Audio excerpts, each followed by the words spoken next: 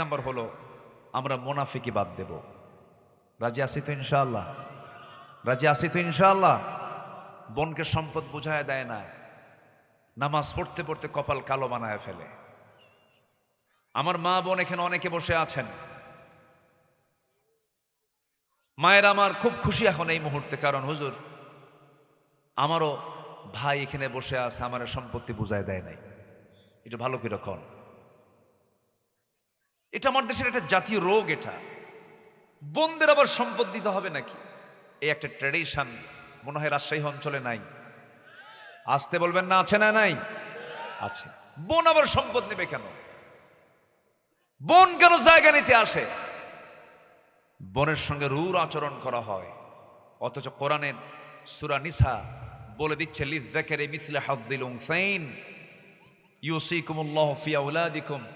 আল্লাহ পাক বলছেন পুরুষ যা পাবে তার অর্ধেক পাবে হলো নারী, অর্থাৎ ভাই পাবে 2 বিঘা আর বোন পাবে 1 বিঘা। এই ফারায়েজটা, এই ফায়সালাটা, ডিসিশনটা কার? আসতে বলবেন না কার? এখানে কোনো উকিল যদি, এখানে কোনো আইনজীবী যদি বলে আল্লাহ নারীকে ঠকাইছে, ওরে পিটাইয়া সোজা করা দরকার। ইসলাম মানতে গিয়ে কোনো যুক্তি খাটবে না। বাল্য বিবাহ এটা নিয়ে খুবই কথা হয়, অথচ 18 বছর আগে লক্ষ লক্ষ নারী আকাম কুকাম করে বেড়ায়। ফায়সালা কি? বের হয়ে গেছে, বাপ মাকে না জানায়া 14 বছর, 15 বছর, 16 বছরের মেয়ে বের হয়ে চলে গেছে। বের হয়ে যাওয়া ভালো না বিয়ে হওয়া ভালো?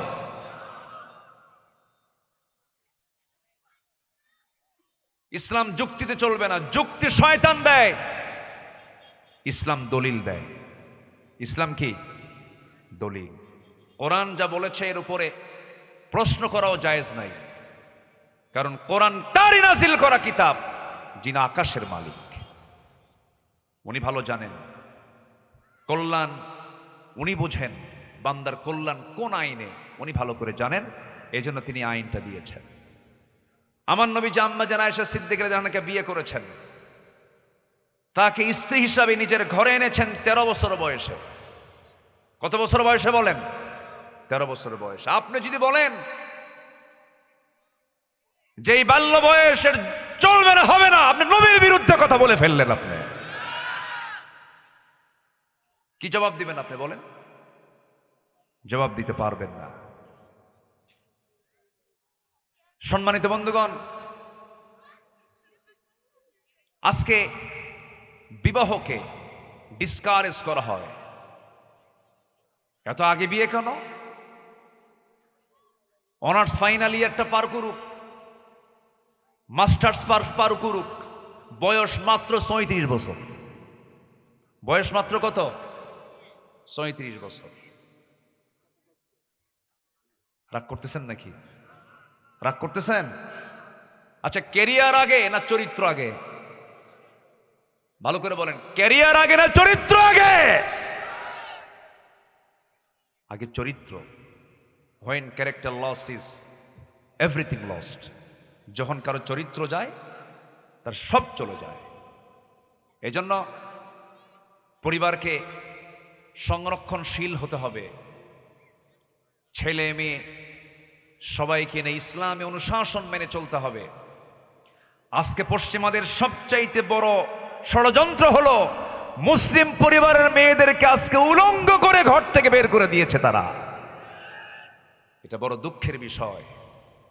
আগের যুগের মা বোনরা রাস্তায় হাঁটলে পুরুষের ছায়া পর্যন্ত পাড়াতো না। তারা কত শালীন ছিলেন, তাদের আচরণ কত উন্নত ছিল। আপনার দাদির দিকে তাকান, আপনার নানির দিকে তাকান, আর আজকে আপনার ভাবির দিকে তাকায়। মনে হয় রাগ করতেছেন। রাগ করা যাবে না। আমি দরদ নেই কথাগুলো বলছি। ইসলাম নারীকে অনেক সম্মান দিয়েছে, পৃথিবীর কোথাও পাবেন না আপনি এত সম্মান। ইসলাম নারীকে যে মর্যাদা দিয়েছে পৃথিবীর কোন তন্ত্রমন্ত্র এমন সম্মান দিতে পারে নাই। আমার রাসূল সেই যুগে নারীকে সম্মান দিয়েছেন যে যুগে একটা নারীকে জীবন্ত পুঁতে হত্যা করা হতো। সেই যুগে আমার রাসূল বলেছেন, যার ঘরে 3টা মেয়ে তার জন্য 3টা পৃথক জান্নাত। জোরে বলি সুবহানাল্লাহ, আর জোরে বলি সুবহানাল্লাহ। বোনকে সম্পদ বুঝায় দেয় না। বাপ মারা গেছে এক যুগ আগে, বোনের জায়গায় ধান লাগায়া, ভুট্টা লাগায়া, আলু লাগায়া, সেই ভুট্টা ধান আলুগুলো গোলায় ভরে রাখে। এরপরে এক যুগ চলে যায়, সেই টাকাগুলো জমায়া জমায়া প্রত্যেক বছর ওমরায় যায়, ওমরা করে ফিরে আসে, জমজম পানি আনে, এরপরে আজোয়া খেজুর কিনে আনে, মক্কা মদিনা শরীফ সফর করে চলে আসে দেশে। বোনকে ফোন দিয়ে বলে, বোন তোমার ভাই ওমরা থেকে ফিরে এসেছে, তাড়াতাড়ি আসো, আমার সঙ্গে সাক্ষাৎ করো, বোন আসো। বোনকে সামনে বসায় দিয়ে বলে, বোন মক্কার দরজায় হাত দিয়ে তোর জন্য দোয়া করছি, এই জাজোয়া খেজুর নিয়ে আসছি তোমার জন্য, জমজম কুবের পানি আনছি তোমার জন্য, সোনার মদিনায় তোমার সালাম নবীর রওজায় পৌঁছা দিয়া, সোনার মদিনা থেকে সোনার একটা চেন তোমার জন্য আনছি। বোন পাবে 2 কোটি টাকার জায়গা, বোনের জন্য নিয়ে আসছে 2 লাখ টাকার একটা চেন। এবার চেন নিয়ে এসে বলে, বোন আজওয়া খেজুর খাবো, অসুখ হবে না, জমজম পানি খাওয়া কোনো অসুখ হবে না, আর তোমার জন্য সোনার চেনটা আনছি, বোন গলাটা আগায় দাও, মাথাটা একটু আগায় দাও, মাথার মধ্যে চেনটা ঢুকায় দিয়া গলায় লাগা দিয়া বলে, বোন খুশি হয়েছো নাকি? খুব খুশি ভাই, তুমি আমাকে ভালোবাসো। অনেকক্ষণ ধরে কথাবার্তা বলার পরে আস্তে করে বোনকে পাশে বসায় দিয়ে বলে, বোন একটা কথা বলবো, মন খারাপ করা যাবে নাকি? একটা কথা বলি। হ্যাঁ ভাই বলো। অংশ নিলে কিন্তু ধ্বংস হয়। কত বড় বাটপাট দেখেন, আছে কিনা, আছে কিনা বলেন, আছে কিনা, আছে কিনা? এতক্ষণ ধরে যা কিছু করেছে সব ছিল ওর ইবাদত না নাটক? বলেন ইবাদত না নাটক? নাটক। জমি দেবে না, এগুলো মুনাফিকি।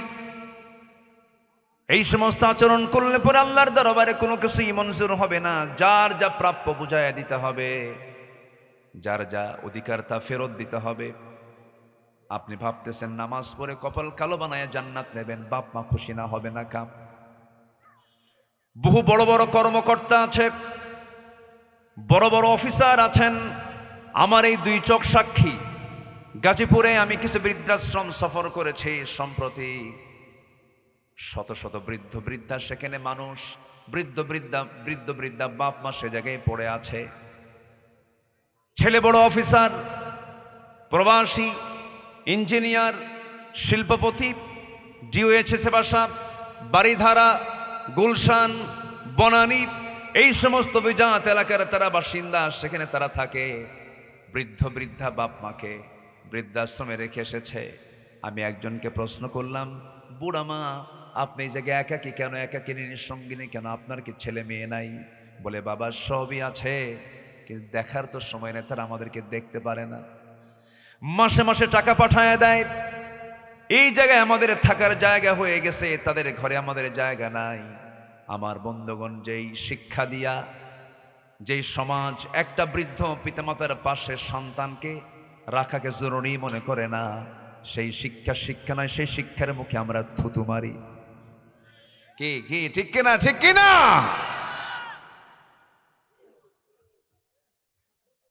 যে শিক্ষা আমাকে বাপ মার সেবা করতে বাধা দেয়, এটা কোন শিক্ষা? বাপ মাকে দেখতে হবে কখন? বাপ মামাকে দেখেছে যখন। বাপ মামাকে দেখলেন কখন? যে সময় আমি ছিলাম অসহায়, আমার হাড় হাড্ডিগুলো কচি কচি ছিল, শক্ত করে ধরলি হাত ভেঙ্গে যেত, গলা শুকিয়ে যেত। আমার আব্বা মামাকে তিলে তিলে মানুষ করেছেন, সেই মার পেট থেকে আসার পর থেকে। কত রাত চলে গেছে, কত সময় চলে গেছে, কত দিন চলে গেছে, আমার মা আমার বাবা তিলে তিলে আমাকে মানুষ করলেন, আমার ছোট্ট দেহটা বড় বানায় দিলেন। কে কে করে কান্দি, আমার কোনো ভাষা নাই। আমার মা কত রাত, নির্ঘুম রাত কাটিয়ে দিয়ে আমার জন্য সেবা করেছেন। জ্বর এসে গেছে, মা কানতে কানতে সেজদায় পড়ে বলে, আল্লাহ সব জ্বর আমারে দাও, আমার সন্তানরে ভালো রাখো। স্বামীকে ডাক দে, বলে স্বামী আমার তাড়াতাড়ি ডাক্তারে ডেকে আনেন। বাপ সারা রাত খুঁজে খুঁজে ডাক্তার পায় না, বুকটা ছটফট করে। এত কষ্ট করে তিলে তিলে সন্তানকে বড় করেছেন যেই বাপ মা, সেই বাপ মা যখন বুড়ো হয়ে যাবে, আল্লাহ সূরা বনী ইসরাঈলে স্পষ্ট করে বলছেন, তুই দেখবি বাপ মাকে তোর বাপ মার বুড়া কালে, তোর বাপ মা যখন বুড়া হয়ে যাবে তুই তখন যুবক। তুই যেমন শিশু ছিলি, তোর বাপ মা ছিল যুবক। তোর বাপ মা যখন শিশু হয়ে যাবে অর্থাৎ বুড়া হয়ে যাবে, তুই থাকবি তখন শক্তিশালী। তোর দায়িত্ব হলো প্রয়োজনে সেই বাপ অথবা মা অথবা দুইজনই তাদের খেদমত করার জন্য যদি প্রয়োজনে চাকরি ছেড়ে দিতে হয়, চাকরি ছেড়ে দিয়ে হলেও বাপ মার খেদমত করতে হবে। তো কথা ক্লিয়ার? কথা ক্লিয়ার? বাপ মার হক আদায় হবে, আল্লাহ তার দোয়া কবুল করবেন। বাপ মার হক আদায় হবে না, তার কোন ইবাদত কবুল হবে না। ইবাদত কবুলের শর্ত এগুলো। এই কথাগুলো কি বলার দরকার আছে ভাই? বাপ মাকে ভাত দেয় না এমন সন্তান তো রাজশাহী জেলায় নাই, আছে? আচ্ছা, আমার বন্ধুগণ একটু মনোযোগ দিয়ে শুনবেন কথাগুলো। কোনো হক নষ্ট করা যাবে না। কোনো হক নষ্ট করলে সব বরবাদ হয়ে যাবে। পিতামাতার হক আছে, স্ত্রীর হক আছে, স্বামীর হক আছে, সন্তানের হক আছে। সন্তানের হক আদায় না করলে পরে বাপ মাকে উপর করে জাহান্নামে নিক্ষেপ করা হবে। সন্তানের উপরে, বাবা মার উপরে সন্তানের বড় হক হলো, প্রত্যেক বাপ মার উচিত সন্তানকে দ্বীনি শিক্ষা দেওয়া। কি ঠিক কি না? দ্বীনি শিক্ষা দেওয়া। সন্তান বাপ মাকে কেন দেখবেন, এটার জন্য বাপ মারও কিছু ব্যর্থতা আছে। বাপ মার কিছু ব্যর্থতা আছে না নাই? আছে। আপনি শিক্ষা দিতে পারেন নাই তো। আমার বন্ধুগণ একটু মনোযোগ দিয়ে কথাগুলো শুনুন। আমার নবীজি সাহাবে কেরামদের মাঝে একদিন আলোচনা করছিলেন, হঠাৎ করে কথা বলতে নিয়ে একদিন বলে ফেলেন, সাহাবীরা আমি কি তোমাদেরকে বনী ইসরাইল যুগের একটা ইতিহাস বলবো নাকি? সাহাবীরা বলছেন, ইয়া রাসূলুল্লাহ আপনি বলুন, আমাদেরকে নসিহা করুন। আমার নবীজি বলছেন, বনী ইসরাইল যুগে তিনজন যুবক, টকবগে তিনজন যুবক তারা একসঙ্গে কোথাও বের হলো। বের হওয়ার পরপরই প্রচন্ড পাহাড়ি ঝড়ের কবলে পড়ে গেল। পাহাড়ি ঝড় যখন তাদের সামনে চলে আসছে, সেই পাহাড়ি ঢল থেকে বাঁচার জন্য তারা করলো কি, পাহাড়ি গুহার মধ্যে গিয়ে আশ্রয় নিল। পাহাড়ি গুহার মধ্যে আশ্রয় নেওয়ার পরে এত গভীর বৃষ্টি হলো, ক্যাটস অ্যান্ড ডগস, মুষলধারে বৃষ্টির কারণে, একদম অতিরিক্ত বৃষ্টিপাতের কারণে পাহাড়ের মাথা থেকে বড় ওজনের একটা পাথর এসে যে পাহাড়ি গুহার মধ্যে তারা আশ্রয় নিয়েছিল, সেই গুহার মুখটা আটকে গেল। আটকে যাওয়ার সঙ্গে সঙ্গে পাথর আর নড়ে না, তারাও বের হতে পারে না। ভিতরে আটকা পড়ে আছে তিনজন যুবক। এই তিনজন যুবকের চোখে পানি টলমল করছে আর ভাবছে, মনে হয় এটি আমাদের শেষ সময়, আমরা আর বাঁচবো না, মরে যাবো, আটকা পড়ে গেলাম। এমন সময় আমার রাসূল বলেন, সাহাবীরা ওই তিনটা যুবক তিন দিক হয়ে বসে গেল। আল্লাহর কাছে তারা রোনা জারি করতে লাগলো, চোখের পানি ফেলে ফেলে কাঁদতে লাগলো। এই পৃথিবীতে কোনো বান্দা যদি সফল হতে চাও, একটা ফর্মুলা শেখায় দেয়, সেটা হলো বান্দা যদি চোখের পানি ফেলে আল্লাহর কাছে চায়, সঙ্গে সঙ্গে তার সফলতা এসে যায়। জোরে কান সুবহানাল্লাহ। কান্নার জায়গা কার কাছে? আসতে বলবেন না, কার কাছে? স্বামী বউয়ের কাছে কাঁদবি, বউ বলবে তুমি কেমন পুরুষ, পুরুষের চোখে কি পানি আসতে হয় নাকি পানি আনা লাগে না? আবার বউ কাঁদবে, স্বামী বলবে মহিলা মানুষ এরকম কান্দেই। এই পৃথিবীতে কান্নার কোনো মূল্য পৃথিবীর কোনো মানুষ দেবে না, কিন্তু কান্নার মূল্য 16 আনা যিনি দিবেন তিনি আমার। চিল্লায় বলুন কে? আমার বন্ধুগণ ওই তিনজন যুবক, রাসূল বলেন ওই তিনজন যুবক পাহাড়িয়া সেই গুহার ভিতরে তিন দিক হয়ে রোনাজারি করে কাঁদতেছে। এক যুবক বলছে, আল্লাহ জীবনে তেমন কোন আমল করতে পারি নাই, একটা আমলের কথা তোমার কাছে স্মরণ করে তোমার কাছে মাফ চাই। সে আমলটা হলো, আল্লাহ আমার এক চাচাতো বোন ছিল, আমি তাকে খুব ভালোবাসতাম, সে আমাকে খুব ভালোবাসতো। সেই ভালোবাসার চূড়ান্ত ফলাফল স্বরূপ আমি একদিন তার ঘরের মধ্যে ঢুকলাম। ঘরের মধ্যে ঢোকার পরে আল্লাহ ওই আমার চাচাতো বোনের দেহের উপরে আমি বসে গেলাম। জেনা শুরু করে দেব, জেনার কর্ম শুরু করব আমি। এমন সময় আমার বোনটা বলে ফেললো, ভাই তুমি যে আমার দিকে তোমার দেহটা যে ঝুঁকায় দিচ্ছ, হয়তো জেনার দিকে আমরা চলেই যাচ্ছে, কিন্তু তুমি কি জানো আমরা দুইজন যে অপকর্ম করছি এর বড় সাক্ষী হচ্ছেন আল্লাহ রাব্বুল আলামিন। আমরা আল্লাহকে ভয় করি। আমার বোনটা যখন আমাকে এমন পরামর্শ দিচ্ছিল, সেই সময় ও আল্লাহ, আমি তোমাকে ভয় করে ওই চূড়ান্ত জায়গা থেকে জেনা বাদ দিয়ে আমি সেই জায়গা থেকে উঠে এসে তোমার ভয়ে আমি জেনা ছেড়ে দিয়েছি। এই এতটুকু আমল যদি তোমার দরবারে মঞ্জুর হয়ে থাকে, মেহেরবানি করে তুমি আল্লাহ এই বিপদ থেকে আমাদেরকে বাঁচায়া দাও। সহিহ বুখারীর বর্ণনা, ওই পাহাড়ের মুখ থেকে হালকা কিছু অংশ পাথরটা সরে গেল। সুবহানাল্লাহ বলবেন না?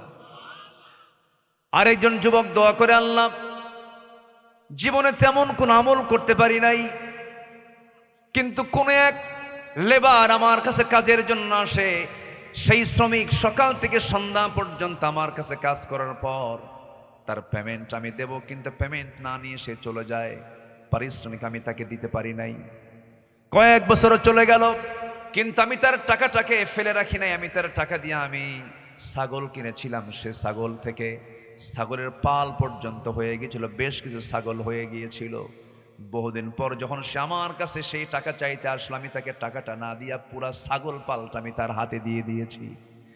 আমি আমানত রক্ষা করেছি। আল্লাহ এতটুকু ইবাদত তোমার দরবারে যদি মঞ্জুর হয়ে যায়, আল্লাহ এই বিপদ থেকে আমাদেরকে বাঁচাও।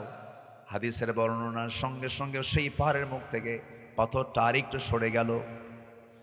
আরেকজন যুবক দোয়া করে, আল্লাহ জীবনে তেমন কোন আমল করতে পারে নাই, তবে আল্লাহ সেই রাতের কথা স্মরণ করছি তোমার কাছে। আল্লাহ গভীর রাত বাড়িতে আসলাম, বাড়িতে আসার পরে ঘরের মধ্যে ঢুকলাম। আমার স্ত্রী আমার জন্য এক গ্লাস গরম দুধ আমাকে পান করার জন্য দিলেন। সেই দুধটা দেখে আমার মেয়েটা কান্নায় ভেঙে পড়লো, আমি দুধ খাবো, আমি দুধ খাবো। মেয়েটাকে দিলাম না, আমিও পান করলাম না, মাত্র এক গ্লাস দুধ। আমার বৃদ্ধা মা বেঁচে আছেন। আমি আমার মার ঘরের দিকে তাকায় দেখি মা আমার সামনে বসা। আমি দেরি করলাম না, এক গ্লাস দুধ নিয়ে মার কাছে গিয়ে মার পাশে বসে মাকে নিজের হাতে, বুড়া মানুষ খেতে পারবেন না, হাতটা কাঁপবে, আমি আমার মাকে আমার হাতে তুলে দিয়ে আমার হাত দিয়ে আমার মাকে এক গ্লাস দুধ পান করিয়ে দিয়েছি। আমি পান করে নাই, সন্তানকে পান করতে দেই নাই।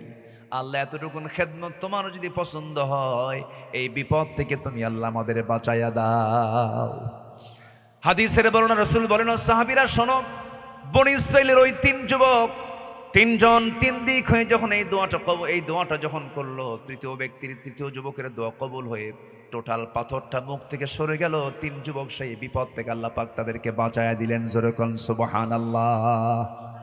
এই ইতিহাস থেকে কয়টা শিক্ষা বলেন? আসতে বলবেন না, কয়টা শিক্ষা বলেন? তিনটা শিক্ষা। নাম্বার 1 হলো কি বলেন যুবকরা, বলো? জেনা থেকে নিজেকে মুক্ত রাখা। নাম্বার 2 হলো আমানত রক্ষা করা। নাম্বার 3 হলো পিতামাতার হক আদায় করা, পিতামাতাকে প্রাধান্য দিয়ে দেওয়া। আমার বন্ধুগণ, আপনাকে যদি কেউ প্রশ্ন করে সবার আগে খরচ করব কার জন্য, কোরআনকে আপনি প্রশ্ন করুন, কোরআন বলে দাও আমি মাসে মাসে যে টাকাটা কামাই করি সেই টাকাটা আমি প্রথম খরচ করব কার জন্য। কোরআন বলে দিচ্ছে, ইয়াসআলুনাকা মাযা ইউনফিকুন কুল মা আনফাকতুম মিন খায়রিন ফালিল ওয়ালিদাইনি ওয়াল আকরাবিন। হে রাসূল, আপনাকে প্রশ্ন করবে খরচ কোথায় কোথায় করা হবে। 1 নম্বর খরচ আপনি জানায় দেন। 1 নম্বর খরচ হলো প্রত্যেক মানুষকে তার পিতা মাতার জন্য তার আগে 1 নম্বর খরচ করবে। যেরকম সুবহানাল্লাহ। এরপরে ওয়াল আকরাবিন, এরপর নিকট আত্মীয়, পরিবার পরিজন, তাদের জন্য খরচ করে। 1 নম্বর খরচের খাত কারা? বলেন বলেন বলেন। মা বাবা। অথচ মা বাবা আজকে অতিরিক্ত হয়ে যায়, মা বাবা এক্সেস হয়ে যায়।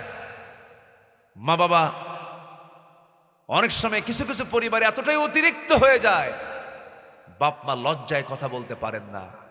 অনেক পাষণ্ড সন্তানের হাতে বাপ মা হত্যা পর্যন্ত করা হয় বাপ মাকে। এমন নরপশু সন্তান নামের কলঙ্ক আছে না নাই? আছে। এটা মাথায় রাখতে হবে। যদি এমনটা করা হয়, বাপ মা যদি নারাজ হয়ে যায়, আর শাজিব নারাজ হয়ে যাবে। গোটা দুনিয়ার ইবাদত করেও তার কোনো ইবাদত আল্লাহর দরবারে মঞ্জুর হবে না। তাহলে ইবাদত কবুলের শর্ত আমরা এতক্ষণে শুনলাম হলো একটা, আমরা মুনাফিকি বাদ দেব। নাম্বার 2 হচ্ছে নামাজে অলসতা যারা আনবে তাদের কোনো ইবাদত কবুল হবে না। আমার দেশে নামাজি বেশি না বিড়িখোর বেশি? রাগ করলেন নাকি? মানে নামাজি বেশি না বিড়িখোর বেশি? এত বিড়ি খায়, মানে বিড়ি খাওয়ার সাইজ দেখে মনে হয় কি জানেন, ওর জন্মই হয়েছে বিড়ি খাওয়ার জন্য। এত বিড়ি খায়, ভাত একবেলা না খাইলেও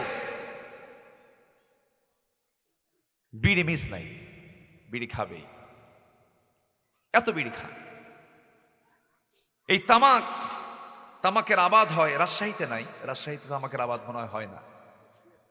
তামাকের আবাদ সবচেয়ে বেশি হয় হলো রংপুরে, এইদিকে খুলনার কুষ্টিয়া অঞ্চল, মেহেরপুরের দিকে প্রচুর তামাকের আবাদ হয়। ওইদিকে চট্টগ্রামের পাহাড়ি কিছু অঞ্চল, রামু, উখিয়া, গর্জনিয়া, এই সমস্ত এলাকায় এই তামাকের প্রচুর আবাদ হয়। এই টোবাকো তামাকের আবাদগুলো হয়। তামাকের গাছ আপনাদের নজরে পড়ছে কিনা জানি না, আমি তামাকের গাছটা আমি একদিন দেখলাম। তো তামাকের গাছ দেখে, তামাকের যে পাতাগুলো বড় বড় পাতা, আর এতটাই সজীব আর এতটাই তরুতাজা, সবুজ সজীব তরুতাজা পাতা, একদম মানে সুন্দর দেখতে। তো আমি ভাবলাম যে এই পাতাগুলো, এই যে মাঠকে মাঠ লাগাইছে, কোনো বেড়া নাই, কোনো গার্ড ওয়াল নাই, তো এই পাতাগুলো তো ছাগল গরু তো রাখার কথা না। তো আমার কিউরিওসিটি জাগলো, আমি একজনকে ডাক দিয়ে বললাম, ভাই এই যে এতগুলো গাছ লাগায় রাখছেন আপনারা, তামাকের গাছ, কোনো বেড়া নাই, তো গরু ছাগল খায় তো শেষ করার কথা। গরু ছাগল খায় না, কুত্তাও খায় না। কথা কি শুনতেছেন আমার? রাগ করলেন নাকি আপনারা? তাহলে তামাক পাতার ক্ষতিকর দিক গরু বোঝে, ছাগল বোঝে, 4 পাওয়ালা বোঝে, কয় পা বোঝে না? বলেন কয় পা বোঝে না? 2 পা বোঝে না। হাইরে খাওয়া খায়। আল্লাহ পাক, এটা আমার কথা নয়, এই কথাটা আমার আল্লাহ বলেছেন। ওরা বুঝেও বোঝে না, জেনেও জানে না, শোনেও শোনে না। উলাইকা কাল আনআম, এরাই হলো 4 পাওয়ালা জানোয়ার, অথবা এর চাইতে জঘন্য। কার কথা? উলাইকা কাল আনআমি বাল হুম আদাল উলাইকা হুমুল গাফিলুন। এটা কি আমার কথা না আল্লাহর কথা? আল্লাহই বলে দিলেন। নেশার দিকে যাওয়া যাবে না, কোন নেশা। যুবকরা, মাদক থেকে দূরে থাকতে হবে। মাদকের ক্ষতিকর দিক থেকে বাঁচার জন্য মাদককে না বলতে হবে। তবে মদের বিরুদ্ধে 1000 বছর ওয়াজ করে মদ বন্ধ করা যাবে না। মদ বন্ধ করার জন্য আইন করে বন্ধ করতে হবে। আস্তে কন কেন? আস্তে কন কেন? মদকে আইন করে নিষিদ্ধ করেননি আমার রাসূল? করেছেন কিনা বলেন? আমার রাসূলের রাষ্ট্রে যেদিন এই ঘোষণা আসলো মদ নিষিদ্ধ, সেই দিন রাজপথ, মক্কা মদিনার রাস্তাগুলো মদের পানি দিয়ে ভিজে গিয়েছিল। যেদিন বলা হয়েছিল আজকের থেকে ইন্নামাল খামরু ওয়াল মাইসিরু ওয়াল আনসাবু ওয়াল আজলামু রিজসুম মিন আমালিশ শাইতান, মদ চিরতরে নিষিদ্ধ। রাসূল সেদিন থেকে রাষ্ট্রে এটা নিষিদ্ধ ঘোষণা করেছিলেন।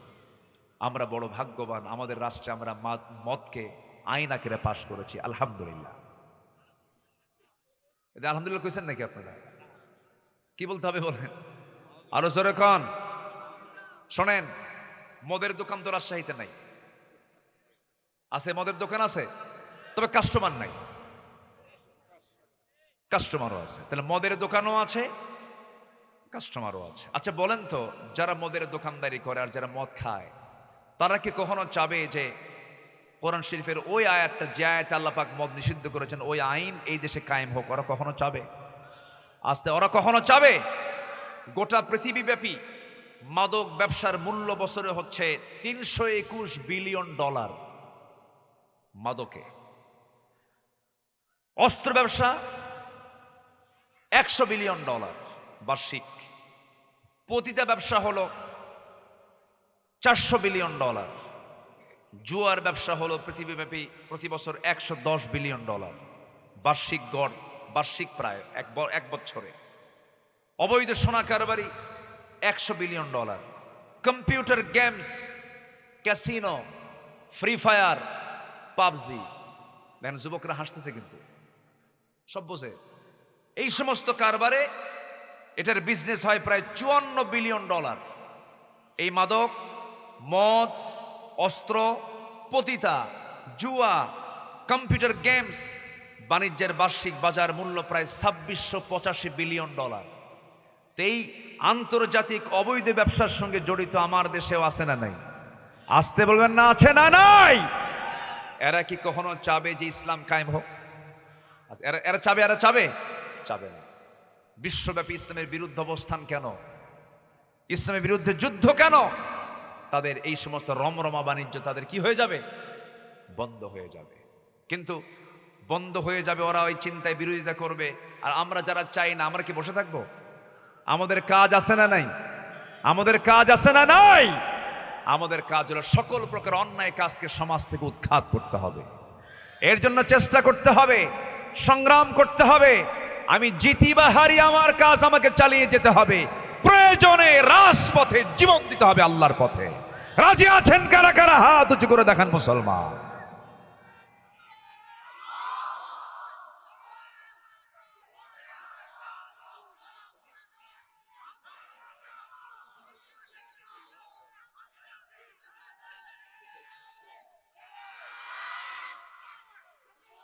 আল্লাহ কবুল করুন, জোরে বলি আমিন, আরো জোরে আমিন। তাহলে আমরা সবাইকে 5 ওয়াক্ত নামাজ পড়তে রাজি আছি? সবাইকে নামাজ পড়তে রাজি আছি? আমার দেশে নামাজি বেশি না বিড়িখোর বেশি? আমার দেশে নামাজি বেশি না ইমানদার বেশি? হ্যাঁ, আচ্ছা, আরেকটা প্রশ্ন করি। আমার দেশে নামাজি মুসলমান বেশি না বেনামাজি মুসলমান বেশি? বেনামাজি আবার মুসলমান, কিন্তু চিন্তা করে। নামাজ ইবাদত কবুল হওয়ার অন্তরায় হচ্ছে নামাজ পড়ে কিন্তু অবহেলা করে নামাজ পড়ে। নামাজ পড়ে, শুক্রবারে যায়, 5 ওয়াক্ত নামাজ পড়ে না। দুয়ারির মসজিদ কয়টা আছে আমি জানি না। দুয়ারিতে কয়টা মসজিদ? 3টা জামে মসজিদ আছে দুয়ারিতে। আচ্ছা, 4টা 5টা যেটাই থাকুক, সমস্যা নাই। আমার দেশে এই মুহূর্তে এখন মসজিদ বেশি না মুসল্লি বেশি? বলেন বলেন। মসজিদ বেশি, মুসল্লি কম। 5 ওয়াক্ত নামাজের ভিতরে সবচেয়ে কম মুসল্লি যে ওয়াক্তে পাওয়া যায়, সেই ওয়াক্তের নাম কি? ফজর। সবচেয়ে বরকতময় সময় কোনটা বলেন? ফজর। পাখি জাগবে আগে না মানুষ জাগবে আগে? পাখি আগে জাগবে। সূর্য আগে উঠবে না মানুষ আগে উঠবে? এখন কি আগে ওঠে? সূর্য কখন ওঠে জাতি টেরই পায় না। পাখি জেগে আল্লাহর জিকির করে, মানুষ নাক ডেকে ঘুমায়। আপনারা কি জানেন মাঝখানে, মনে আছে কিনা, ভূমিকম্প হয়েছিল কিন্তু কোন এক শুক্রবারে সকাল 10:30টার দিকে, হয়েছে না? আমি সেদিন, আমার মাহফিল ছিল দিনের বেলা চাঁপাইনবাবগঞ্জ, ঢাকাতে ভূমিকম্প হলো 10:30টার দিকে। ভূমিকম্প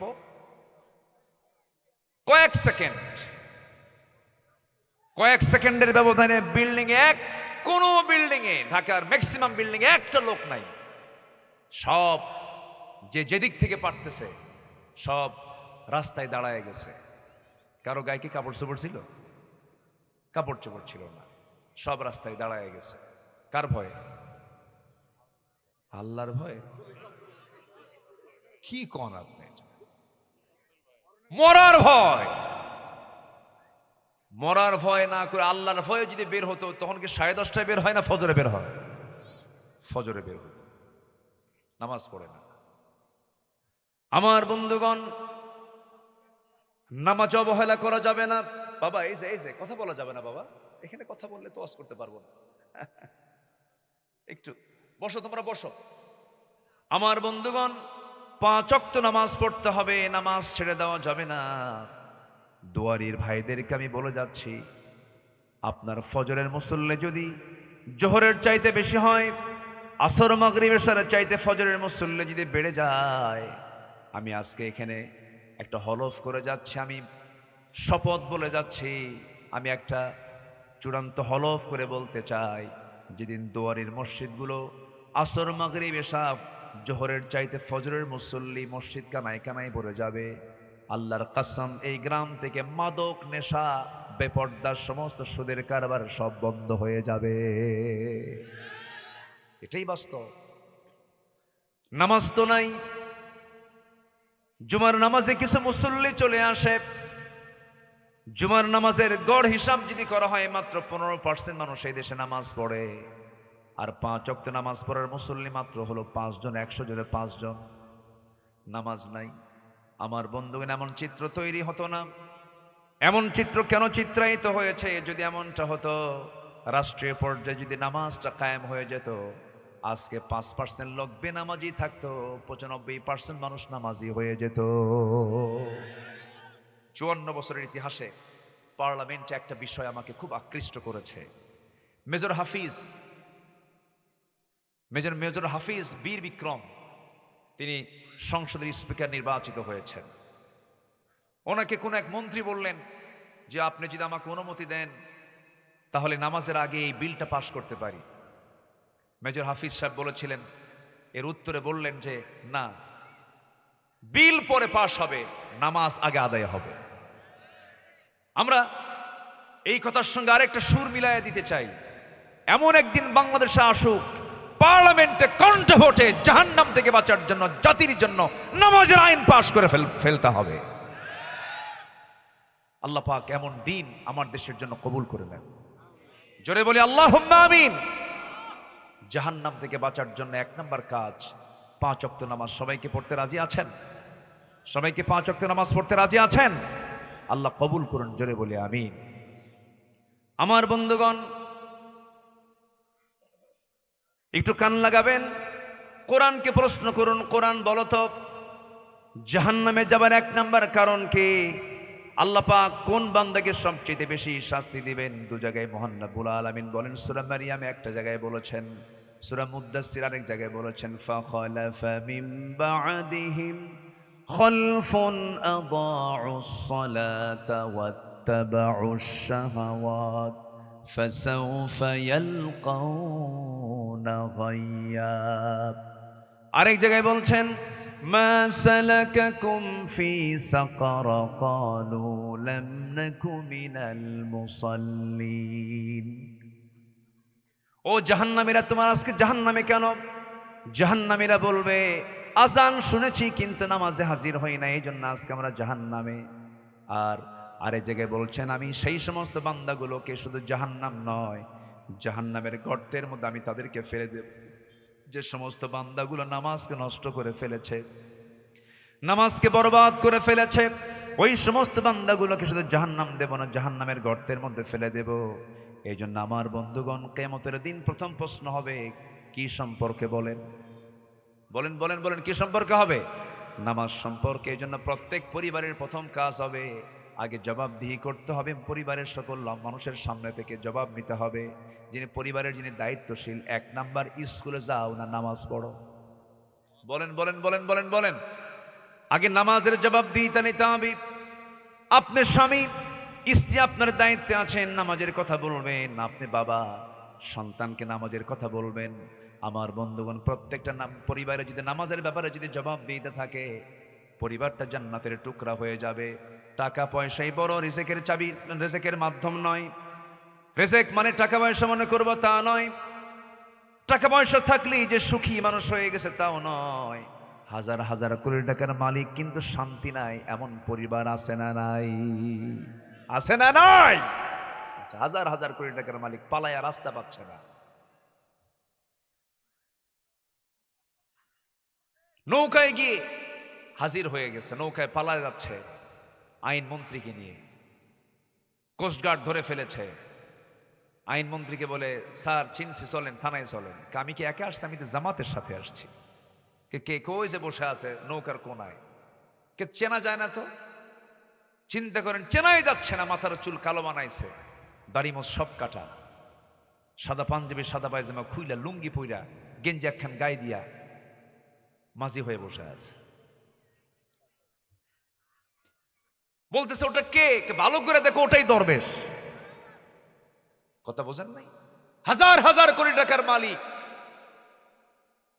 সম্পদ সকল সুখের মূল নয়। রিজিকের সর্বনিম্ন স্তর হচ্ছে অর্থ সম্পদ, টাকা পয়সা। সর্বোচ্চ স্তর হলো সুস্থতা। সুস্থতার মতো বড় নিয়ামত পৃথিবীতে নাই। এটা সবচেয়ে বড় স্তর রিজিকের। সর্বোত্তম স্তর হচ্ছে পুণ্যবান পুণ্যবতী স্ত্রী এবং পরিশুদ্ধ নেক সন্তান। আর পরিপূর্ণ স্তর হচ্ছে মহান রব্বুল আলামিনের সন্তুষ্টি অর্জন করা। এগুলো না থাকলে শুধু সম্পদ দিয়ে আপনি সুখী হতে পারবেন না। অতএব 5 ওয়াক্ত নামাজ আমরা সবাই পড়তে রাজি আছি তো ইনশাআল্লাহ? একানা জামাতে, আসতে বলবেন না, একানা জামাতে, জামাতে নামাজ পড়বো। জোরে বলি ইনশাআল্লাহ। আমার বন্ধুগণ, নাম্বার 2 চলে গেল। নাম্বার 3 হলো আল্লাহ এবং রাসূলের সঙ্গে যারা চরম অবাধ্যতা করবে এবং সীমা লঙ্ঘন করবে তাদের কোনো ইবাদত কবুল হবে না। আল্লাহ রাব্বুল আলামিন বলেন, ওয়া মাইয়াসিল্লাহা ওয়া রাসূলাহু ওয়া ইয়াতাআদ্দা হুদুদাহু ইউদখিলহু নারান খালিদান ফিহা ওয়া লাহু আযাবুম মুহিন। জোরে বলুন আল্লাহু আকবার। আল্লাহ এবং রাসূলের সঙ্গে যারা অবাধ্যতা করবে তাদের জন্য যন্ত্রণাদায়ক শাস্তির ব্যবস্থা আছে। আল্লাহর সঙ্গে কোনো প্রকার নাফরমানি করা যাবে না। আল্লাহর আইন নিয়ে কোনো প্রশ্ন করা যাবে না। আল্লাহর বিধান নিয়ে কোনো প্রশ্ন করা যাবে না। বরঞ্চ জীবনের সকল জায়গায় বন্ধু ভাবতে হবে যিনি আমার রব, তিনি আমার। চিল্লায় বলুন কে? আরো জোরে বলেন কে? কোনো প্রাণী আল্লাহর জিকির করতে কোনো কৃপণতা করে না। আচ্ছা বলেন তো, গোটা পৃথিবীতে যত প্রাণী আছে স্থলভাগে বেশি না জলভাগে বেশি? বলেন বলেন বলেন বলেন। জলভাগে বেশি। মানুষ আর কত খায়? জলভাগের একটা তিমির কথা বলি। তিমির ওজন হচ্ছে 120 টন। সেই তিমি তার বাচ্চাকে দুধ পান করায় প্রত্যেক দিন 50 থেকে 60 মণ। বলেন তো, কোনোদিন কি আমরা কোন জলভাগের কোন অংশে, প্রশান্ত অথবা এরকম বলে আটলান্টিক মহাসাগর, বিভিন্ন মহাসাগরে যে 7টা সমুদ্র যা আছে, কোথাও কি কোনোদিন শুনছি যে অমুক জায়গায় প্রাণীদের মাঝে গন্ডগোল শুরু হয়েছে, হরতাল শুরু হয়েছে? দেখছি, শুনছি আমরা। আকাশপথে উড়ন্ত পাখিগুলোর মধ্যে কোনো হরতাল নাই, ক্রাইসিস নাই। জলভাগের প্রাণীদের মধ্যে কোনো ক্রাইসিস নাই। শুধু মানুষের মধ্যে এই ক্রাইসিস। হুন্ডার লাইন মাত্র 3 মাইল। হুন্ডার লাইন মাত্র কয় মাইল? 3 মাইল। তেলের সংকট না বন্টনের সংকট? বলেন বলেন বলেন, কিসের সংকট বলেন? বন্টনের সংকট। এটা আমাদের হাতের কামাই। হরমুজ প্রণালী বন্ধ। মন যা চাচ্ছে তাই করছে। ইউরোপ আমেরিকার পরাশক্তিগুলো যারা, এক একটা নেতার চেহারার সাইজ দেখছেন? আমেরিকারটার চেহারা দেখছেন? বানর একদিকে রাখবেন, ওর চেহারা একদিকে রাখবেন। বানর দেখতে সুন্দর। এই যুদ্ধবাজগুলো যুদ্ধ চালিয়ে মানবতা ধ্বংস করে দিচ্ছে। এগুলো আমাদের হাতের কামাই। এগুলো তেলের কোনো সংকট নেই। আমার নবীজি মক্কা মুকাররমা থেকে ফিলিস্তিন পর্যন্ত বাইতুল আকসায় যে ইসরা করেছিলেন, ওয়া বারাকনা হাওলাহু লিনুরিয়াহু মিন আয়াতিনা, এই এরিয়ার ভিতরে যত তেল আল্লাহ পাক রেখেছেন, ক্যাম্পেন সাগরের পানি যতটুকু, তার চাইতে তেল বেশি আছে এই এলাকাগুলোতে। আল্লাহ পাক এত তেল রেখে দিয়েছেন, কোনো সংকট নেই। সংকট হচ্ছে বন্টনের। কিসের সংকট বলেন তো? বন্টনের সংকট। মানুষের মধ্যে ক্রাইসিস মানুষ সৃষ্টি করেছে, আল্লাহ কোনো ক্রাইসিস সৃষ্টি করেননি। পৃথিবীতে কোনো প্রাণীর খাদ্য গুদাম নাই। কে ছাড়া? মানুষ ছাড়া। অথচ খাদ্য গুদাম থাকার পরও কিসের সংকট? খাদ্যের সংকট। পাখির কোনো খাদ্য গুদাম আছে? সেই পাখির বাড়ি হলো সাইপ্রাস, আর সেই পাখি এসে 6 মাস থাকে হলো পদ্মার চরে। হাকালুকি বিলে, চলন বিল তো পাশে, চলন বিলে, হাকালুকি বিল, সেন্ট মার্টিন, কুতুবদিয়া, মহেশখালী, হাতিয়া সন্দ্বীপ, এই সমস্ত বিলাঞ্চলে ওই 40,000 কিলোমিটার দূর থেকে, সাইবেরিয়ান দ্বীপপুঞ্জ থেকে সেই পাখিগুলো এখানে চলে আসে রিজিকের জন্য। কে খাওয়ান? আসতে বলবেন না, কে খাওয়ান? কোনো খাদ্য গুদাম আছে? যখন তার দেশে, ওই পাখিগুলোর দেশে যখন দেখা যায় প্রচণ্ড ঠান্ডা, -20 ডিগ্রি সেলসিয়াস তাপমাত্রা, কোনো তাপই নাই, ঠান্ডা, বরফ হয়ে, আইস হয়ে, মানে রক্তগুলো সব বরফ হয়ে যাবে, মারা যাবে, তখন আল্লাহ তাআলা বলেন, পাখি তুই তো আমার সৃষ্টি, তোর বাঁচতে হবে, তুই এই দেশে থাকিস না, তুই বাংলাদেশের পদ্মার চরে চলে যা। সুবহানাল্লাহ বলবেন না? চলে যা। আল্লাহ পাঠায় দেন ওদেরকে। এখন প্রশ্ন হলো, 40,000 কিলোমিটার দূর থেকে আসার জন্য তাদের কোনো ফ্লাইটের বন্দোবস্ত নাই। মনে হয় তাদের হাতে হাতে আল্লাহ পাক একটা করে পাসপোর্ট দিয়ে দেয়। পাসপোর্ট আছে নাকি? পাসপোর্টও নাই, ইমিগ্রেশন ক্রস করতে হয় না। কিন্তু ওই পাখিগুলো কেমন করে আসে? নিজস্ব ফ্লাইটে করে আসে। তাদের ফ্লাইটে কোনো যানজট হয় না, তাদের ফ্লাইট কোনো ডিলে হয় না, তাদের নিজস্ব পরিবহনে, নিজস্ব ফ্লাইটে তারা আকাশপথে তারা রওনা দিয়ে দেয়। এখন প্রশ্ন হলো, 40,000 মাইল দূর থেকে বাংলাদেশের হাকলুকি বিল সে চিনল কেমনে? চলন বিল সে চিনল কেমনে? বিজ্ঞান বলছে ওই অতিথি পাখিগুলোর মাথার ভিতরে ক্রিপ্টোক্রম নামক এক প্রকার প্রোটিন আল্লাহ রাব্বুল আলামিন দিয়ে দেন। সেই প্রোটিনগুলো সাইনিং করে করে, জিপিআরএস ট্র্যাকিং করে করে তারা একটা নির্দিষ্ট রুটে এসে হাকালুকি বিলে পড়ে যায়। সুবহানাল্লাহ বলা যাবে না?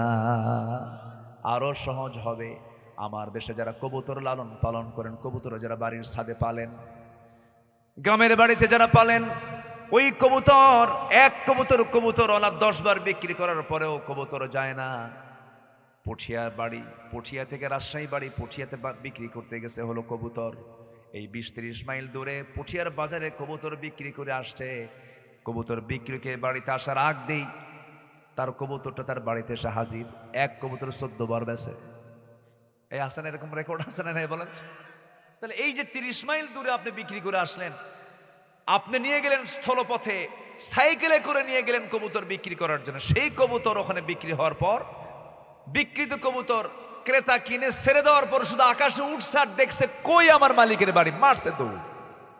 সুবহানাল্লাহ বলা যাবে না? ছোট্ট মাথায় আল্লাহ পাক কি ক্রিপ্টোক্রম প্রোটিনটা ঢুকায় দিয়েছেন, জিপিএস ওর মাথায় আল্লাহ পাক লাগায় দিয়েছেন।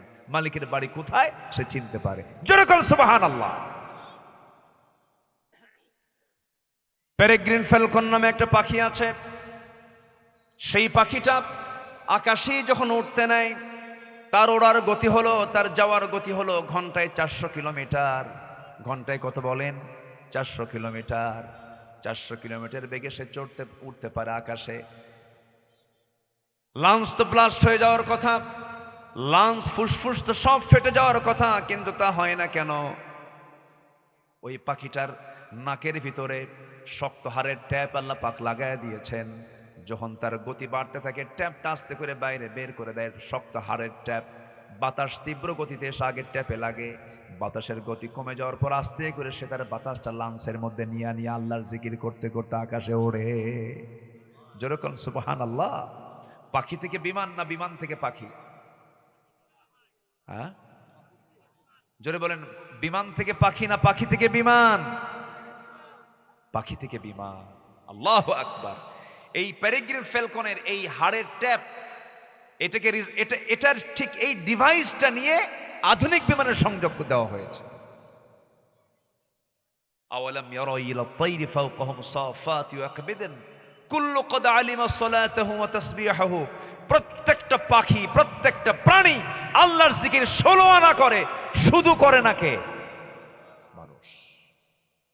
কোন প্রাণীর মধ্যে জিকিরের কোনো অভাব নাই, শুধু মানুষের মধ্যে অভাব।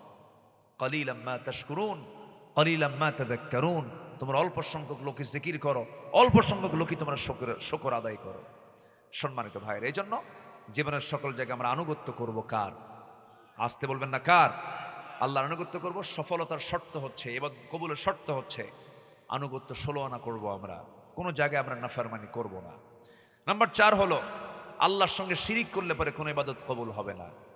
বিভিন্ন মাজারে মাজারে দৌড়ানোর মতো কিছু লোক আছে না, বাচ্চা কাচ্চা হয় না, মারে দৌড়, আছে কিনা বলেন? আল্লাহ পাক জাকির আলাইহিস সালাতু ওয়াস সালামকে বুড়া অবস্থায় সন্তানের বাপ বানাইছেন। ইব্রাহিম আলাইহিস সালাতু ওয়াস সালামকে 80 বছর পার হয়ে গেছে, বুড়া মানুষ হয়ে গেছেন, আল্লাহ পাক ইসমাইল আলাইহিস সালাতু ওয়াস সালামকে দান করেছেন। বাচ্চা হয় না, চাইবো কার কাছে? আসতে চাইবো কার কাছে? কোনো মাজারে কোনো ব্যক্তির কাছে চাওয়া জায়েজ নাই, এটা শিরক হয়ে যাবে, শিরকের কাছে আমরা যাব না। নাম্বার 5 হচ্ছে সামনে পেছনে যারা পরনিন্দা করে, যারা গীবত শেকায়েত এগুলো করে বেড়ায়, তাদের কোনো ইবাদত কবুল হবে না। যাদের হৃদয়ে হিংসা থাকে তাদের কোনো দোয়া কবুল হবে না। হিংসুক লোক তো রাজশাহীতে নাই। জমি কেনে একজন, ঘুম হয় না আরেকজনের। আছে না, আছে না, আছে না? জমি কিনছে একজন, ওই জমি কেনার সংবাদ শোনার পর থেকে মাথা থাবড়ায় আর কয় ও কিনলো কেমনে, ও কিনলো কেমনে। এই হচ্ছে অবস্থা। যখন আপনি দেখবেন এরকম যে আপনার মধ্যে এরকম হিংসা কাজ করছে, ভাববেন যে আপনার মধ্যে ছ্যাঁচড়া শয়তান ধরছে। হিংসা করা যাবে না। হিংসা করবেন আপনার কোনো ইবাদত কবুল হবে না। রমজান মাসে বান্দার সব গুনাহ মাফ হবে, শর্ত হলো হিংসা মুক্ত হয়ে। শবে কদরের রাত্রিতে আল্লাহ পাক সব বান্দার গুনাহ মাফ করেন, শুধু হিংসকের কোনো গুনাহ মাফ করেন না। হিংসা মারাত্মক ভয়ঙ্কর জিনিস। আল্লাহ তুমি হিংসা থেকে বাঁচাও। জোরে বলি আল্লাহুম্মা আমিন। আরো জোরে আল্লাহুম্মা আমিন। এক বেচারি, আগের যুগের মানুষ তো ঘোড়ায় চড়ে বিয়ে করতো। তো এক বেচারি যুবক বিয়ে করবে, গ্রামের একটা লোক মুরব্বীর হাতে ঘোড়া আছে। তো ঘোড়াওয়ালার কাছে গিয়ে বলছে, চাচা আমার ঘোড়াটা দিবেন, আমার অমুক দিন বিয়া। চাচার কাছে রাগ উঠে, ওকে দেখতে পারে না, রাগের ঠেলায় বলছে সবাই রে দিলেও তোরে ঘোড়া দেবো না, যা। ওর মন খারাপ, চলে আসছে বাড়িতে। শবে কদরের রাত আসছে, শুধু বোঝানোর জন্য বলছি আমি রূপক অর্থে। শবে কদরের রাতে মসজিদে চলে গেছে, নামাজ কালাম পইরা তাহাজ্জুদ পরে শেষ রাত্রিতে, কদরের রাতে শেষ রাত্রিতে বলতেছে, আল্লাহ আজকের রাত্রিতে আমার জন্য কোনো চাওয়া পাওয়া নাই, আমার একটাই দোয়া, বুড়ার যেন ঘোড়া মরে। বুড়ার জন্য কি মরে? ঘোড়া মরে। এই দোয়া করে চলে আসছে বাড়িতে। ফজরের একটু পরপর বাড়িতে এসে মার দিকে তাকায় দেখে মা কান দেখে, মা তুমি কান্দো কেন? বাবা তোর গরু মরছে। কি মরছে? গরু মরছে। দোয়া কবুল ঠিকই হয়েছে, মালাকুল মউত আসছে, কিন্তু ঘোড়ার কাছে না গরুর কাছে? কার গরু? যে দোয়া করছে, নিজের গরু। হিংসা করবেন, নিজে হিংসার আগুনে জ্বলে পড়ে ছারখার হয়ে যাবেন। হিংসুকের ক্ষতি হবে, যার জন্য হিংসা করা হয় তার উন্নতি হবে। এটাই বাস্তবতা। দোয়া কবুলের শর্ত হচ্ছে এই জাতীয় আচরণ নিজের জীবন থেকে সাফ করে ফেলবো আমরা। জোরে বলি ইনশাআল্লাহ। সম্মানিত ভাইয়েরা, আল্লাহকে ভুলে থাকা, মন্দ কাজের আদেশ করা, এগুলো থাকলে পরে আল্লাহ কোনো ইবাদত তার কবুল করবেন না। নাম্বার 7 হচ্ছে শয়তানের পদঙ্ক অনুসরণ করবে যারা, আল্লাহ পাক তাদের দোয়া কবুল করবেন না, ইবাদত কবুল করবেন না। নাম্বার 8 হচ্ছে যারা রিয়া করে, লোক দেখানো ইবাদত করে।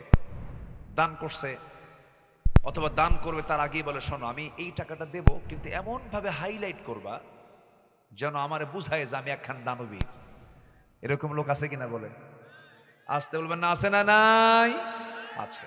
এই জাতীয় কোনো ইবাদত আল্লাহর দরবারে কবুল হবে না। মা তুনফিকু বিয়ামিনি, ডান হাত যা দিয়েছে বাম হাত জানবে না, বাম হাত যা দিয়েছে ডান হাত জানবে না, আল্লাহ পাক তাকে আরশ আজিমের ছায়া জায়গা দিয়ে দিবে।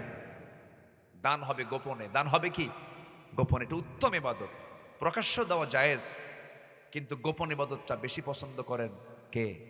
কারণ এটা সম্পূর্ণ কন্ট্যাক্ট হয় কার সাথে? আল্লাহর সাথে। আমার বন্ধুগণ, লোক দেখানো কোনো কাজ করা যাবে না। রিয়াটা এক প্রকার শিরকের গুনাহ। সর্বশেষ হচ্ছে 9 নাম্বার হলো কুফরি করা। আল্লাহ রাব্বুল আলামিন কুফরি যদি কোনো বান্দা করে তার দোয়া কবুল করবেন না, ইবাদত কবুল করবেন না। আল্লাহ সুন্দর করে বলছেন, ইন্নাল্লাযীনা কাফারু লান তুগনিয়া আনহুম আমওয়ালুহুম ওয়ালা আওলাদুহুম মিনাল্লাহি শাইআ ওয়া উলাইকা হুম ওয়াকুদুন নার। জোরে বলুন আল্লাহু আকবার। আরো জোরে বলুন আল্লাহু আকবার। কুফরি করা যাবে না, মুনাফিকি করা যাবে না। এই সমস্ত অপকর্মগুলো আমাদের জীবন থেকে আমরা মাইনাস করব। ইমানদারদের গুণগুলো আমরা অর্জন করার চেষ্টা করব। আল্লাহ রাব্বুল আলামিন বলছেন, যাদের মধ্যে আমি 7টা গুণ পাবো, আমি আল্লাহ তার হাতে জান্নাত তুলে দেব। জোরে বলেন সুবহানাল্লাহ। কোন কোন গুণগুলো?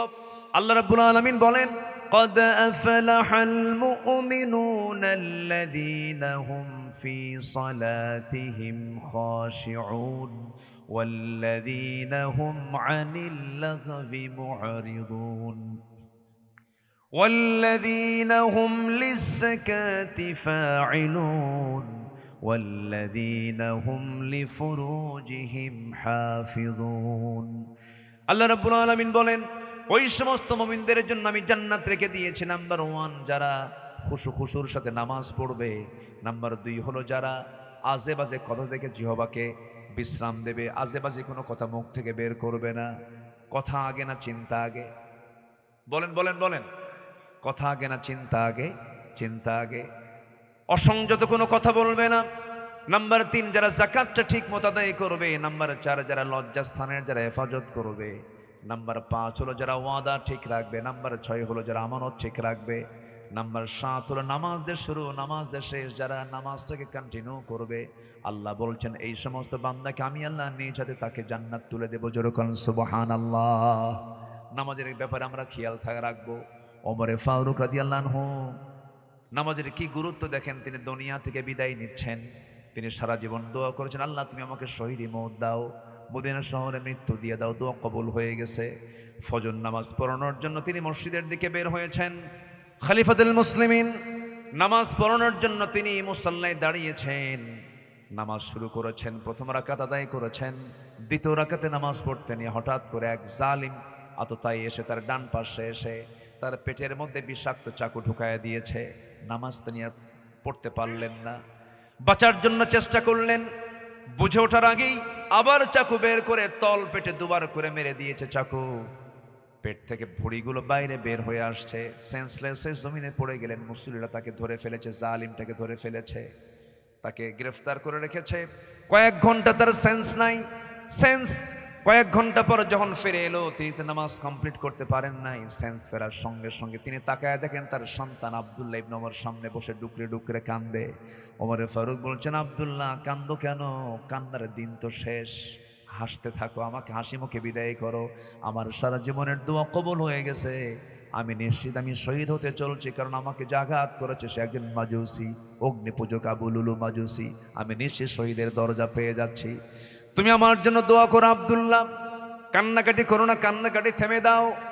এরপরে আমার নবীজির এই প্রিয় সাহাবী ওমর ফারুক বলছেন, আব্দুল্লাহ আমার জন্য কিছু পানি আনো। তিনি করলেন কি, দৌড় মেরে তার সন্তান আব্দুল্লাহ দৌড় মেরে গিয়ে এক গ্লাস পানি তার সামনে হাজির করলেন। এক গ্লাস পানি আনার সঙ্গে সঙ্গে ওমর ফারুক বলছেন, আব্দুল্লাহ রে কিসের পানি আনছো? হুজুর কিসের পানি আনছো? খাওয়ার পানি আনছো, আপনি তৃষ্ণার্ত।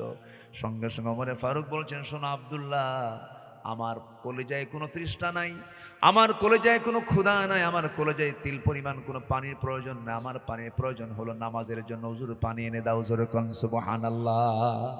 হুজুর পানি এনে দেওয়া হলো। নামাজ তার কমপ্লিট হয় না, এক রাকাত হয়েছে, এক রাকাত তিনি আহত হয়েছেন। হুজুর পানি আনা হলো, ওযু বানালেন। ওযু বানায়া নামাজ পড়বেন, বুড়িগুলো বের হওয়া, রক্তগুলো গড়ে গড়ে পড়ছে। এমন সময় গামছা দিয়া তিনি পেটটা বাঁধলেন। রক্ত শূন্যতেই পড়ে দাঁড়াতে পারলেন না, বসে গেলেন, বসেও পারলেন না, শুয়ে শুয়ে নামাজটা পড়লেন 2 রাকাত। নামাজ শেষ করার পরে বলছে, আব্দুল্লাহ আমি তো দুনিয়া থেকে বিদায় নিয়েছি, আব্বা আপনার জন্য ডাক্তার আনছি, হাকিম আনছি। ডাক্তার দিয়া কি করবো আব্দুল্লাহ? আমি তো বাঁচবো না। ডাক্তার ভিতরে ঢুকে বলছে, আমিরুল মুমিনিন এক গ্লাস দুধ দিলাম, দুধটা পান করুন।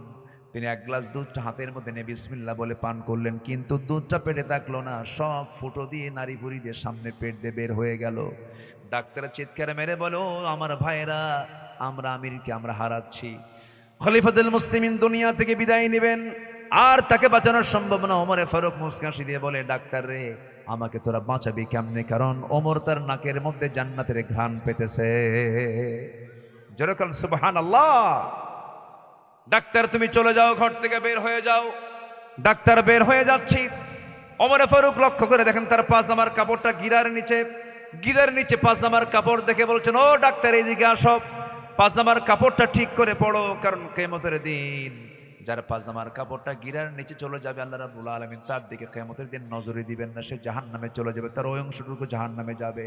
চিন্তা করে দেখুন, মৃত্যুর প্রহর গুনছিলেন, মৃত্যুর একদম দ্বার প্রান্তে পৌঁছে গেছেন। সেই সময় তিনি দাওয়াতের কাজ থেকে এক চুল পরিমাণ নড়েন নাই। জোরে কোন সুবহানাল্লাহ। ওমরে ফারুক রাদিয়াল্লাহু তাআলা এবার বলছেন, আব্দুল্লাহ কেঁদো না, 2 বছর আগে আমার ভাই আবু বকরকে নবীর পাশে শোয়া দিয়েছে, নবীর পাশে তিনি কবরে শুয়ে আছেন। আমার বড় শখ, আমি আমার নবীর কবরের পাশে ঘুমাতে চাই। জায়গা তো আম্মা জান আয়েশা সিদ্দিকার। আব্দুল্লাহ রে যাও, আমার পক্ষ থেকে আয়েশাকে সালাম দিয়ে আমার ব্যাপারে বলো, আমি তার কাছ থেকে জায়গাটা ভিক্ষা চাই, একটু পাঠায় দেন, যাও চলে যাও। আব্দুল্লাহ চলে গেলেন, গিয়ে যখন আপিল করলেন বাবার পক্ষ থেকে, আম্মা জান আয়েশা সিদ্দিকা কাঁদতে কাঁদতে বলছেন, জগদ্দন্য একজন খলিফাতুল মুসলিমিন আমার কাছে সামান্য একটা জায়গার দাবি করলো, আমি তাকে কেমন করে মানা করি? আমি আয়েশা আমার কবরের জায়গার অংশটুকুন আমি ওমরে ফারুকরে দান করে দিলাম। আমার নবীর পাশে 2 জন সাহাবী শুয়ে আছেন, বাকি 10,000 সাহাবী শুয়ে আছেন জান্নাতুল বাকিতে। বাকি গোরস্থানে 10,000 সাহাবী শুয়ে আছেন, বাকি সবগুলো বাইরে আছেন। শুধুমাত্র 2 জন সৌভাগ্যবান সাহাবী নবীর পাশে শোয়ার জায়গা পেয়েছেন। এর মধ্যে একজন ওমরে ফারুক রাদিয়াল্লাহু তাআলা আনহু। জোরে বলি আল্লাহু আকবার। এর অন্যতম কারণ হলো সাহাবীরা জীবনের চাইতে রাসূলকে বেশি মহব্বত করেছেন। আনুগত্যের কোনো কমতি থাকা যাবে না, আনুগত্যের কোনো ঘাটতি থাকা যাবে না। আমার জীবনের চাইতে রাসূলকে ভালোবাসতে হবে, কম না বেশি? শুধু বেশি না, অনেক বেশি। এই হাদিসটা একটু চিন্তা করে দেখুন, আর নিজের মনকে মাঝে মাঝে প্রশ্ন করবেন, আব্দুল্লাহ তুই ক সত্যি সত্যি তোর জীবনের চেয়ে রাসূলকে বেশি ভালোবাসিস নাকি? বারবার প্রশ্ন করবেন, দিনের মধ্যে প্রশ্ন করবেন, রাতের মধ্যে প্রশ্ন করবেন। যেদিন আপনার বিবেক বলে দেবে, মন বলে দেবে সত্যি সত্যি আব্দুল্লাহ তোর জীবনের চেয়ে রাসূলকে বেশি ভালোবাসি, আল্লাহর কসম করে বলি সেই দিন থেকে আপনি ঈমানের প্রকৃত স্বাদটা পেয়ে যাবে। আল্লাহ তুমি সবাইকে নবী প্রেমিক হওয়ার তৌফিক দিয়ে দাও, আল্লাহর বন্ধু হওয়ার তৌফিক দিয়ে দাও, নামাজি বানাও, এবং ইবাদত কবুলের যে শর্তগুলো সেই শর্তগুলো পূরণ করে এই সমস্ত অপকর্মগুলো থেকে নিজকে বাঁচিয়ে রেখে আল্লাহর অনুগত বান্দার কাতারে শামিল হওয়ার তৌফিক দান করো। জোরে বলি আল্লাহুম্মা আমিন। আমি আর কথা বাড়াতে চাচ্ছি না, অনেক রাত হয়েছে, উঠেছে অনেক আগে, আপনারা এসেছেন অনেক আগে। আলহামদুলিল্লাহ, আল্লাহ তুমি সবার অংশগ্রহণকে নাজাতের কারণ বানিয়ে দাও। জোরে বলি আল্লাহুম্মা আমিন। আমরা কি সবাই ফজর পড়বো না ইনশাআল্লাহ? ফজর পড়বেন কারা কারা? ফজর পড়বেন কারা কারা? একটু হাত তুলে দেখেন না, জোরে বলি ইয়া আল্লাহ। আমাদেরকে ফজর, জোহর, আসর, মাগরিব, এশা 5 ওয়াক্ত সালাত আদায় করার তৌফিক তুমি আল্লাহ দিয়া দাও। জোরে বলি আমিন। হাত নামা। মসজিদগুলো অনেক সুন্দর সুন্দর মসজিদ। এখন আমি আজকে কোন এক মডেল মসজিদে নামাজ পড়লাম। 560টা মডেল মসজিদ হয়েছে, সৌদির টাকা এগুলো। সৌদি গভর্নমেন্ট এটাকে আমার দেশে দান করেছিল। তবে একটা মডেল মসজিদে নামাজ শেষে সেখানকার মুয়াজ্জিন আমার সঙ্গে দেখা করলেন। দেখা করে বলছেন, হুজুর আমার জন্য একটু দোয়া করবেন। কেন, কি দোয়া চান বলেন? হুজুর আমি আপনার খুব ভক্ত, হুজুর একটু দোয়া করেন আমার বেতনটা যেন একটু বেশি হয়।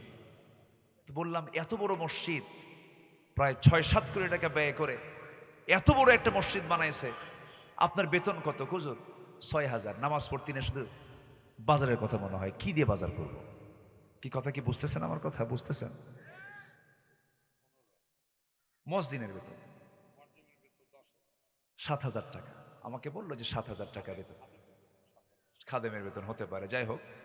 তো এই যে বেতন কাঠামোটা, আপনি বলুন তো, একটা মসজিদের ইমাম, একটা মসজিদের মুয়াজ্জিন, এই বিশাল বড় একটা মডেল মসজিদ করা হয়েছে। আমি মক্কা মুকাররমায় আব্দুর রহমান সুদাইসি নাম শুনেছেন তো? আল্লাহ পাক তার সাথে একটু কথা বলার সুযোগ দিয়েছেন আমাকে। কোন একটা সময় নামাজ পড়েছি এবং মদিনা মুনাওয়ারায় ওনার একটা সফর ছিল, একটু কয়েক মিনিট আমি কথা বলার সুযোগ পেয়েছিলাম। তো ওনাকে আমি সরাসরি প্রশ্ন করিনি, শুধু ওনার অ্যাসিস্ট্যান্টকে প্রশ্ন করলাম যে ওনার বেতনটা কত, সম্মানী হাদিয়াটা কত। তো বলা হলো যে ওনাদেরকে নির্দিষ্ট কোনো হাদিয়া দেওয়া হয় না, ওনাদের হাতে চেক ছেড়ে দেওয়া হয়, যা দরকার তাই নাই তারা। কেউ তো আলহামদুলিল্লাহ কইলেন না, জোরে বলেন না ভাই আলহামদুলিল্লাহ। সারা বছর ইংলিশ টিচার নেয়, ইংলিশ টিচার যদি কমও আসে কোনো সমস্যা নাই, মাসে 7 দিন আসলেও সমস্যা নাই।